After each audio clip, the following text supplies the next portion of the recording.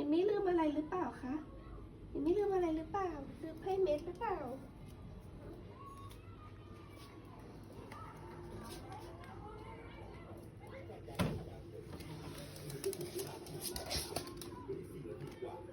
รู้มากไปต้องยืนอยู่ตรงไหนต้องยืนตรงไหนเดี๋ยวก่อนตรงนู้น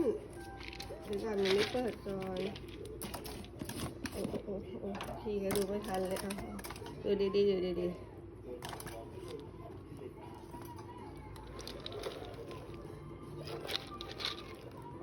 เท่านี้พอ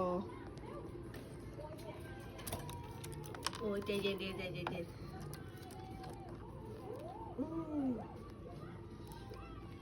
กินช้าๆลูกกินช้าๆอย่าเร็ว